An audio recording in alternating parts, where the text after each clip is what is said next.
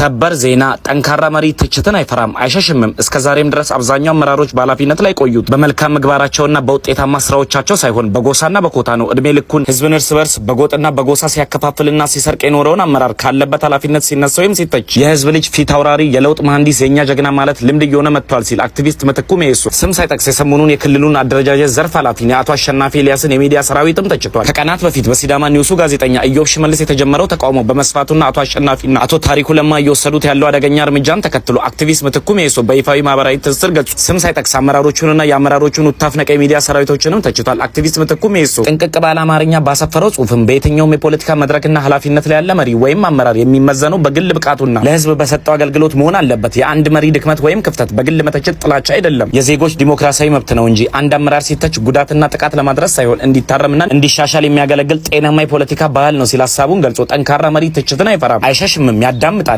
ይማራልም፣ ይታረማልም። ዝምታ ዲሞክራሲን ያዳክማል። ነጻ ሀሳብና ግልጽ ውይይት ግን ህዝብንና ሀገርን ያጠናክራሉ። በየትኛውም ኃላፊነት ሁኔታና ስልጣን ሊሆን ይችላል። የአቅምና የስነ ምግባር ችግር ያለበትን አመራር ተሸክሞ መሄድ ግዴታ ሊሆን አይገባም። ስለሆነ ሚዲያ ላይ ያመጣችሁ አጀንዳ አታድርጉ። እስከዛሬም ድረስ አብዛኛው አመራሮች በኃላፊነት ላይ ቆዩት በመልካም ምግባራቸውና በውጤታማ ስራዎቻቸው ሳይሆን በጎሳና በኮታ ነው። ይህ አካሄድ ሊታሰብበትም ይገባል። እድሜ ልኩን ህዝብን እርስ በርስ በጎጥና በጎሳ ሲያከፋፍል ሲሰርቅ የኖረውን አመራር ካለበት ኃላፊነት ሲነሳ ወይም ሲተች የህዝብ ልጅ ፊት አውራሪ የለውጥ መሐንዲስ የኛ ጀግና ማለት ልምድ እየሆነ መጥቷል። ይህ እጅግ አደገኛ መቅረት ያለበት ልምምድ ነው ሲል አክቲቪስት ምትኩ ሜሶ ግልጽ ባለና በማያሻማ አማርኛ ጠንከር ያለ ትችቱንም አስተላልፏል። ወጣቱ አክቲቪስት ሲቀጥል ትችት በቀጥታ ከመቀበልና ራስን ከመገምገም ይልቅ ጉዳዩን ወደ ጎሳ አጀንዳ በመቀየር የጎሳ ጥቃት ደረሰብኝ ብሎ መከላከያ ማድረግ ኃላፊነትን ከመሸሽ የሚቆጠር ነው። አመራር ሲተች ጎሳው የተተቻ አስመስለው ማቅረብ ህዝብን እርስ በርስ ለመከፋፈል ካልሆነ በቀር ለችግሩ መፍትሄ አይሆንም ሲል የሰሞኑን የአቶ አሸናፊ ኤልያስን የሚዲያ ሰራዊቶች እንቅስቃሴን በግልጽም ተቃውሟል። የአክቲቪስት ምትኩ ሜሶን ጠንካራ ትችቶች እንቅልፍ የነሳቸው የክልሉ ብልጽግና አመራሮች እነሱን በፌስቡክ እየወጡ ከሚያሞግሳቸው የሳሎን ቡችሎቻቸው መካከል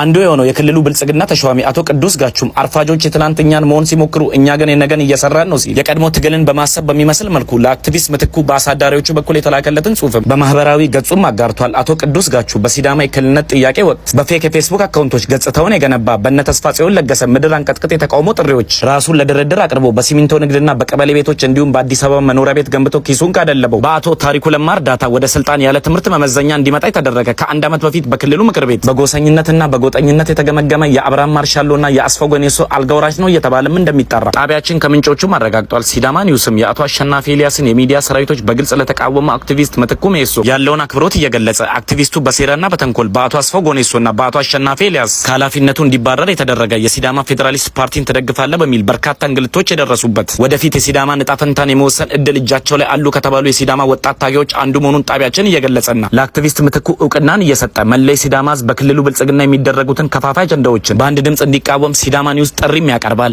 ሼር፣ ኮፒ ሊንክና ሪፖስት ማድረግዎን አይዘንጉ። ሲዳማ ኒውስ የህዝብ ድምጽ